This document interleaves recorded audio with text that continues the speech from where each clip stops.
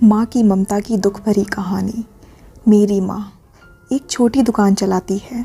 उससे जो भी कमाई होती है उससे हमारा गुजारा चलता है। मेरी माँ की एक आँख नहीं होने की वजह से मैं उनसे नफ़रत करता हूँ, क्योंकि जब भी वो मेरे स्कूल में आती है मेरे दोस्त मुझे तेरी माँ की एक ही आँख है कहकर चिढ़ाने लगते हैं। मेरा यही इच्छा थी कि मेरी माँ मेरी दुनिया से दूर रहे। इसलिए एक दिन मैंने कहा, माँ, तुम्हारी दूसरी आँख ना होने की वजह से जब तुम मेरे दोस्तों के सामने आती हो तो वो मेरा मजाक उड़ाते हैं। तुम मर क्यों नहीं जाती? उस समय मुझे थोड़ा बुरा महसूस होने लगा था, लेकिन दूसरी ओर मैं खुश भी था, क्योंकि हर समय मैं जो कहना चाहता था वो मैंने आज कह दिया था। लेकिन ये सब सुनने के बाद मेरी माँ ने मुझे कुछ नहीं कहा और मुझे भी नहीं लगता कि मैंने उनसे कुछ इतना बुरा और दुख देने वाली बात कही हो। मैं इस गरीबी से और मेरी माँ से दूर कहीं जाना चाहता था। तभी से मैंने बहुत पढ़ाई की। मैंने अपनी माँ को भी छोड़ दिया और पढ़ने के लिए दूसरे शहर आया और वहाँ की यूनिवर्सिटी में मुझे एडमिशन भी मिल गया। इसके कुछ सालों बाद वहीं मैंने शादी भी कर ली। मैंने खुद का घर भी खरीद लिया था। फिर मेरे बच्चे भी हो गए थे। अब मैं खुशी से एक सफल इंसान की तरह जी रहा था। मुझे यह ज़िंदगी बहुत पसंद थी। दिन ब दिन यह खुशी बढ़ती ही जा रही थी। लेकिन एक दिन अचानक मेरी माँ को मैंने अपने दरवाजे पर देखा। तब सभी मुझसे पूछने लगे कि ये कौन है, तो मुझे कहना पड़ा कि ये मेरी माँ है।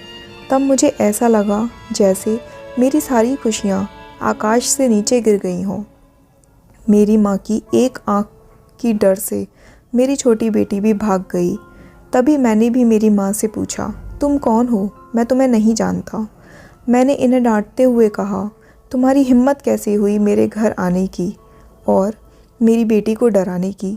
चली जाओ यहाँ से। इतना सुनने के बाद मेरी माँ ने शांति से मुझे जवाब दिया, ओह, मुझे माफ़ करें, शायद मैं गलत एड्रेस पर आ गई हूँ। और वह चली गई। मैंने भगवान का शुक्रिया अदा किया कि उन्होंने मुझे नहीं पहचाना। अब मैं शांत महसूस कर रहा था और मैंने अपने आप से कहा कि अब मैं अपनी पुरानी ज़िंदगी के बारे में कभी सोचना भी नहीं चाहता। कई दिन खुशी से बिताने के बाद एक दिन मेरे पुराने स्कूल का लेटर मेरे घर आया।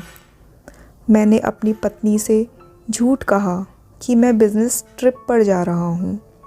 मेरे पुराने स्कूल को चला गया। उसके बाद मैं अपने पुराने घर में भी गया। मैंने वहाँ पाया कि मेरी माँ ठंडे फर्श पर गिरी हुई थी। ये सब देखने के बाद भी मेरी आँखों से एक आंसू तक नहीं निकला। उनके हाथों में कागज़ का एक टुकड़ा था। शायद वह मेरे लिए कोई पत्र ही था। उन्होंने लिखा था, मेरे बेटे, मुझे लगता है कि अब मेरे जाने का समय आ चुका है और अब मैं तेरे घर भी नहीं आ सकती, लेकिन मैं एक बार तुम्हें देखना चाहती हूँ, तुमसे मिलना चाहती हूँ। मुझे तुम्हारी बहुत याद आती है और जब मैंने सुना कि तुम ये अपने पुराने स्कूल में किसी काम से आ रहे हो तो मुझे काफ़ी खुशी हुई। लेकिन मैंने निश्चय किया कि एक आँख होने की वजह से मैं तुम्हारे लिए तुम्हारे स्कूल नहीं जाऊंगी और मैं नहीं चाहती थी कि मुझे देखकर तुम्हें घबराहट महसूस हो। तुम्हें याद होगा कि जब तुम बहुत छोटे थे तब तुम्हारा एक एक्सीडेंट हुआ था और तुमने अपनी एक आँख खो दी थी। एक माँ होने की वजह से मैं तुम्हें एक आँख में बड़ा होता हुआ नहीं देख सकती थी, तो मैंने तुम्हें अपनी एक आँख दे दी और आज मुझे गर्व है कि मेरा बेटा इस पूरी दुनिया को देख सकता है। तुमने जो कुछ भी किया उससे मैं कभी दुखी नहीं हुई। जितनी भी बार तुमने मुझे गुस्सा किया मैंने अपने आप से कहा कि शायद तुम मुझे इसलिए डांटते हो क्योंकि तुम मुझसे बहुत प्यार करते हो। मुझे आज भी वह समय याद है कि जब तुम छोटे होते थे तब हमेशा मेरे आसपास ही रहते थे। मैं तुम्हें बहुत याद करती हूँ। आई लव यू बेटा, मेरे लिए तुम ही मेरी दुनिया हो। ये सब पढ़कर मुझे लगा कि मैंने उस इंसान से नफ़रत की जो पूरी ज़िंदगी मेरे लिए जिया। मुझे अपनी माँ के लिए रोना आ रहा था। अब मुझे अपनी सबसे बड़ी गलती का एहसास हो चुका था।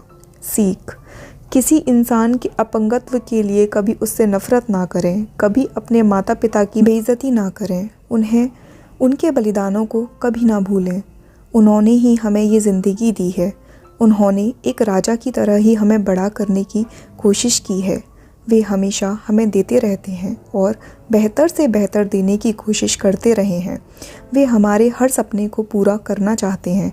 वे हमेशा हमें सही रास्ता दिखाकर प्रेरित भी करते हैं।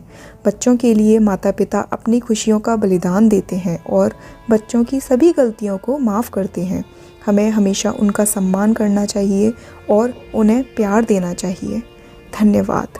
अगर आपको हमारी ये स्टोरी अच्छी लगी हो तो प्लीज़ कमेंट बॉक्स में ज़रूर